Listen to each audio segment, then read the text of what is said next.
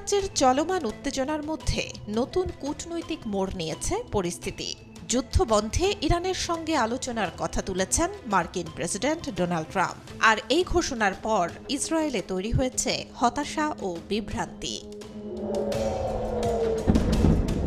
এতদিন ধরে ইসরায়েলের প্রধানমন্ত্রী বেনিয়ামিন নেতানিয়াহু দাবি করে আসছেন, ইরানের বিরুদ্ধে এই যুদ্ধে যুক্তরাষ্ট্রকে সরাসরি জড়িয়ে ফেলতে তিনি সফল হয়েছেন। কিন্তু এখন যদি যুক্তরাষ্ট্র আলোচনার পথে এগিয়ে যায়, তাহলে সেটি হবে ইসরায়েলের জন্য বড় ধরনের কৌশলগত ধাক্কা, এমনটি মনে করছেন বিশ্লেষকরা। তাদের মতে ইসরায়েলের অনেকেই আশা করেছিলেন এই যুদ্ধে ইরানের বর্তমান সরকারের পতন ঘটবে, আর তাতে ইসরায়েলের দীর্ঘদিনের শত্রু রাষ্ট্র এবং ভয়াবহ হুমকি চিরতরে শেষ হয়ে যাবে। কিন্তু বাস্তবতা ভিন্ন। এত আঘাতের পরও ইরানের সরকার এখনও টিকে আছে এবং পাল্টা হামলার ক্ষমতাও দেখাচ্ছে।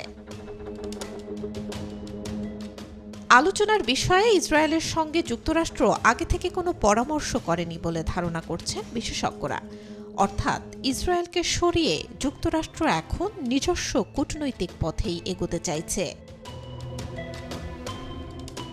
তবে ইসরায়েল বলছে, ইরানের বিরুদ্ধে সামরিক অভিযানে তারা ইতিমধ্যেই বড় ধরনের সাফল্য পেয়েছে। ইরানের ক্ষেপণাস্ত্র ও সামরিক সক্ষমতার উপর তারা ভয়ঙ্কর আঘাত এনেছে এবং লেবাননে হিজবুল্লাহর উপরও চাপ দিয়ে যাচ্ছে।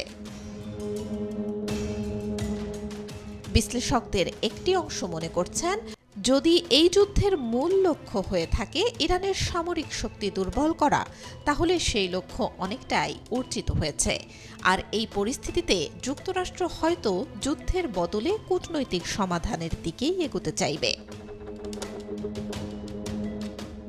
এখন প্রশ্ন একটাই, এই আলোচনার মাধ্যমে যদি যুদ্ধ শেষ হয়, তাহলে মধ্যপ্রাচ্যের রাজনীতি কোন দিকে মোড় নেবে?